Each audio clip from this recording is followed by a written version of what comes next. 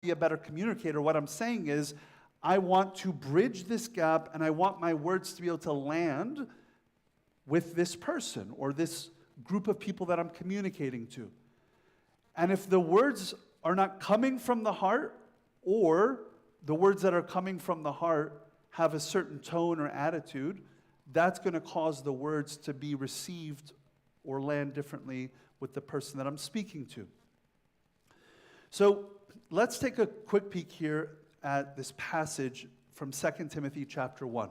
This will be kind of like the verse that we'll drill into this morning. St. Paul is telling Timothy, who's this young bishop, hold fast the pattern of sound words which you have heard from me in faith and love which are in Christ Jesus. That good thing which was committed to you, keep by the Holy Spirit who dwells in us. Right? So St. Paul, in this section, he's going to tell us there's certain things that we need to hold fast to.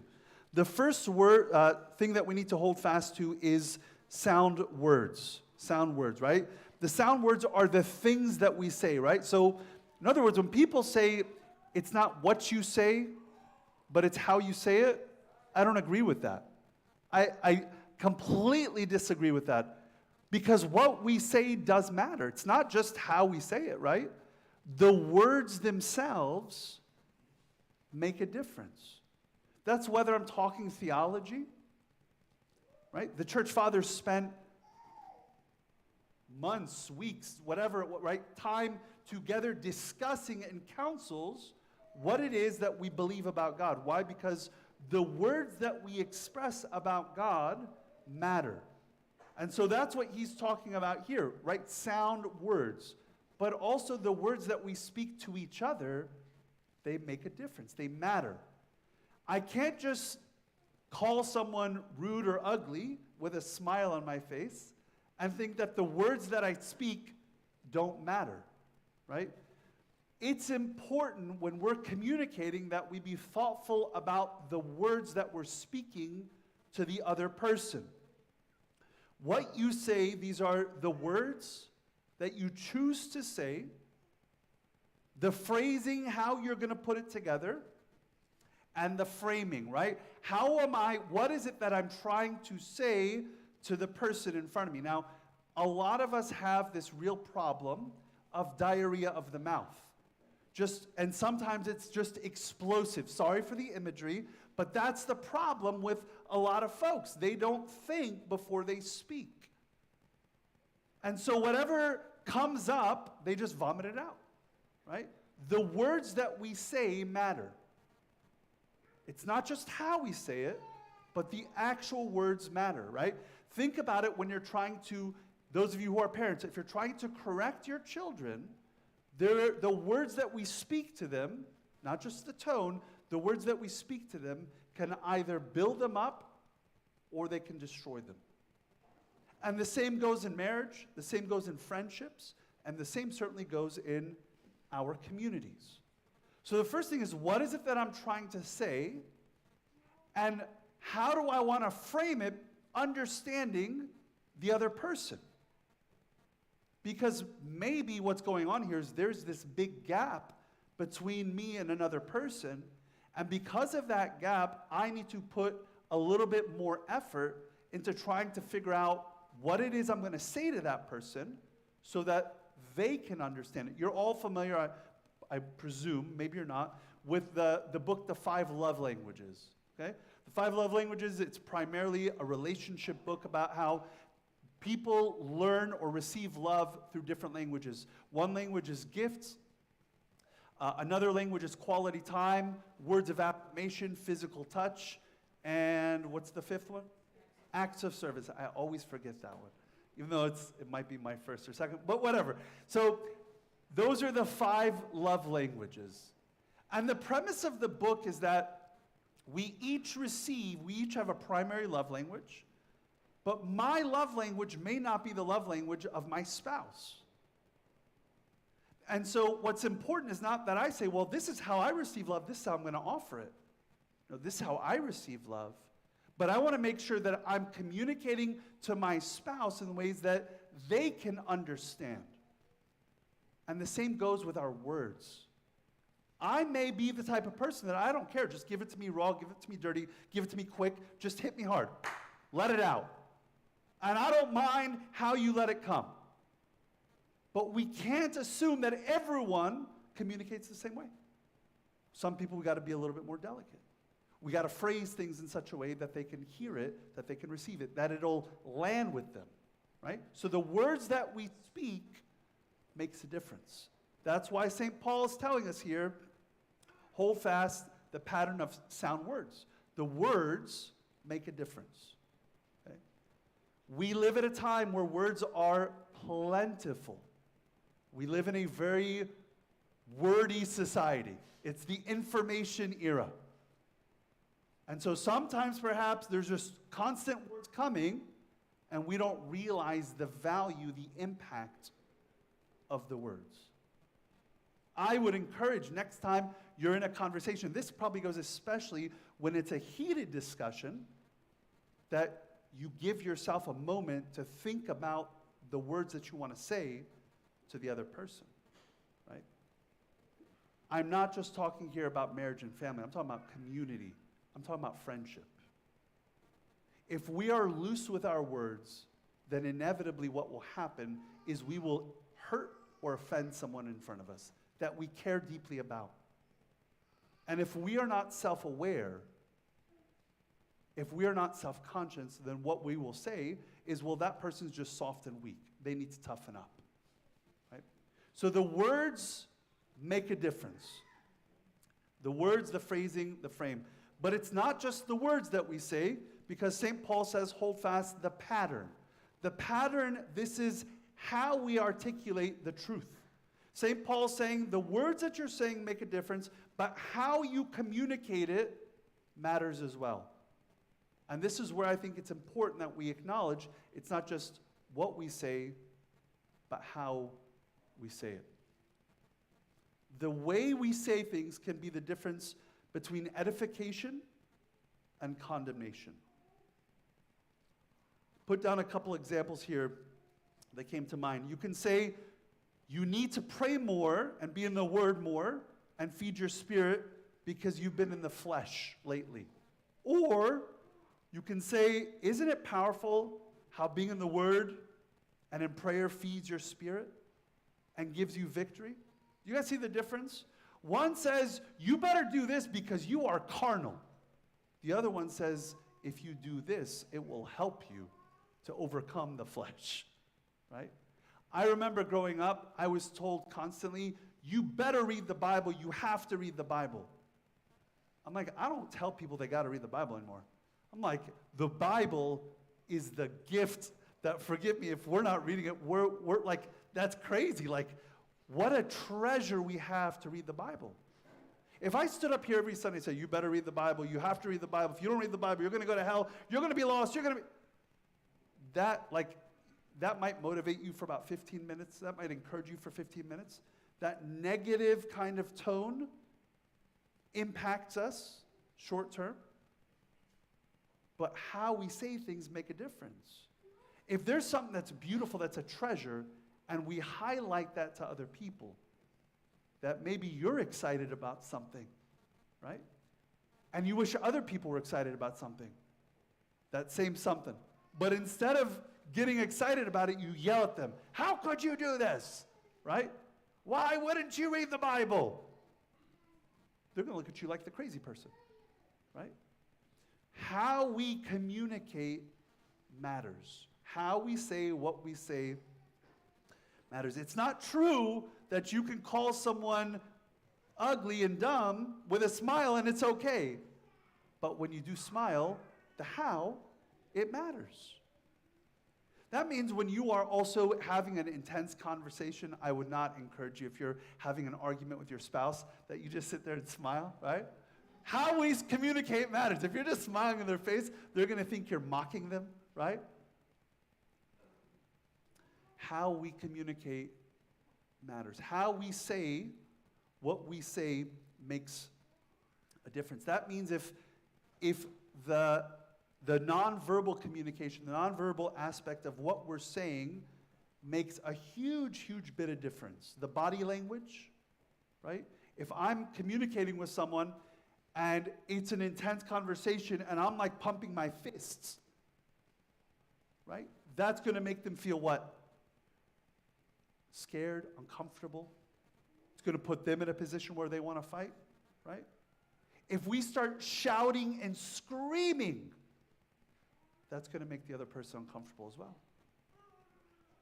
But if we're having a really, I think, meaningful conversation and we're looking at the person in the eyes and we're listening to them actively and we're not just nodding our heads because that's what but like, yes, have you ever, like, kind of a tangent, sort of, but have you ever been sitting with someone and you're like talking to them and you're just like, your head is nodding, and then like at some point they're like, are you hearing me? And you're like, yeah, no, I'm hearing you, but your mind like wandered off for about 3.5 minutes, right?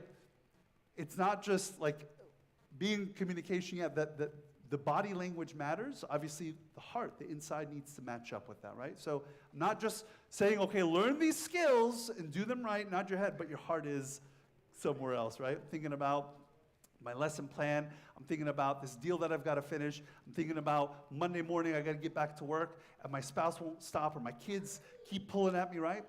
How we communicate matters. Our eye contact makes a difference. Proverbs 15 says, a soft answer turns away wrath, but a harsh word stirs up anger. Think about the last time, and I love this. I keep coming back to this. I've said this the last 2 weeks. I'm going to say it again. I really appreciated at the marriage retreat or marriage conference that Maura and I attended, that the speakers said, next time you're having an intense conversation, an argument, whisper, right? And see how much it changes the dynamic of the conversation, right? Our tone makes a huge difference. Now, we can just say, well, that's just the way I communicate. That's just culturally who I am. That's just the way that my family's always done things. But we need to understand that how we say things impacts other people as well. Okay? So that's the second part. The third part that I think we perhaps don't think about, and I'll kind of unpack this for us, is not just what we say and how we say it, but there's the third part. Hold fast the pattern of sound words which you have heard from me. And what I think St. Paul's getting at here is not just what you say. It's just not just how you say it, but it's who you are makes a difference. Now, some of you might hear that and say, that doesn't sound very fair. That doesn't sound fair, right? Who you are, though, does make a difference. With all respect to WebMD and our Google generation, if I'm going to speak to someone and they're an oncologist, and I have a family member who has cancer, as much as every one of us has become a medical professional, a legal expert, an interior designer, an engineer, right? I'm going to the professional because the who's saying it matters, right? The who you are does make a difference. When we talk about who you are, I think there's 3 A's that are there that I've put up there. The first one is authority, right? Authority is not just, so you can receive authority because you've been placed in a position. Or you have authority because of who you are and how you live your life. So when St. Paul says in his letters, I'm a bondservant of Jesus Christ, why are they listening? Why is the church in Philippi listening? Or why is the church in Colossae listening when St. Paul says that he's in chains? Because St. Paul's saying, I'm sitting in jail right now. I've been beaten for this faith, for this encounter I had with Jesus. I met him. He changed my life. And now what I'm telling you is He is real, He is true, He is risen from the dead, and I'm paying the cost for it, for preaching that. He has authority. He has authority not because He has a title. He has authority because He's living what He's saying. And oftentimes, we have authority with others, not because we have a title, or we wear a robe, or because we have a certain job description. Authority comes by the way we live our lives with others, the way we interact with others, the way we treat other people. St. Paul's authority comes from God and his response as a servant of God. Who you are also has to do with authenticity. St. Paul in Philippians 4, he says, "The things which you learned and received and heard and saw in me, these do, and the God of peace will be with you." See, he's a real person. When he tells them that I've suffered for the name of Christ, do you think like he's just talking theory?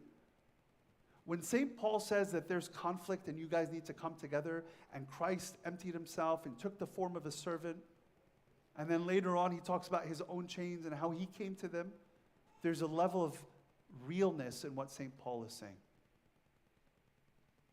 I've shared this story before. There was this dad, when I was in New York, he came and he said, "My son won't listen to me. I need you to talk to my son." I said, "What's going on?" He said, my son started smoking cigarettes. And I just looked at him and I laughed. And he said, "Why are you laughing? This is serious." I said, "I'm laughing because I just crossed the street and you were just smoking a second ago." And he goes, "I know, but I don't want my son to smoke." And I said, "Well, then dude, you got to quit smoking." Why is your kid going to listen to you? There's no realness about what you're saying. He goes, "But it's bad for his health." And he says, clearly, he's seeing something completely different when he looks at you, right? If we want our words to land, then we've got to live them ourselves, right? Authenticity, realness, is what gives that authority. The third one, A, is the word aura. It's that feeling or vibe that people get around you. Okay? And this is kind of one of those intangible things. But we all know, there's some people that you just enjoy being around, right? They're, maybe positive people. They're joyous people. And there's other people, no matter what they say, how they say it, they say the right things. They have the right posture and everything. But there's just a negative vibe around them, right? There's, I love this word in Arabic, the word nekad. It's just there's some people that are just menekadin. There's just, what is the word nekad, guys? Miserable, thank you. It just doesn't sound the same in English. It is, but it isn't, right? But there's misery, and you know what it is? Misery loves company. Misery loves company. But company doesn't love misery, so company's like, "I don't want to listen, I don't want to hear this. Every time this person calls up, you're like, oh, this is going to be about a 45-minute conversation, and I know they're just going to be venting, and they're going to be frustrated, and they're going to be probably shouting. I'm going to have to put the phone all the way down and hold it about 3 feet out. But you don't want it too far out because you need to make sure that you're able to still hear what they're saying, right? You just kind of put it down, and you put it on speaker, and you walk around and do your thing, right? It's that vibe, right? It's not just what you say, it's how you say it, and it's who you are, right? And if we want our words to land with others, then we need to make sure that all three of these we're paying attention to.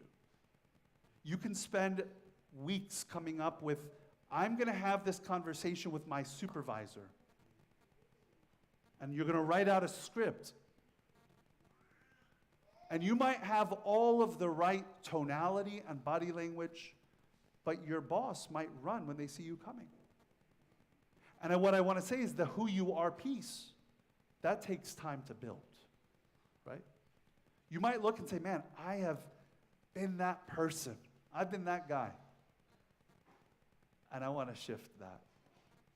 And the way that we shift that, I truly believe, is not an us working, but it's an us entering deeper into relationship with Christ. Because there is something that is beautiful and contagious about the joy of Christ in a person's life.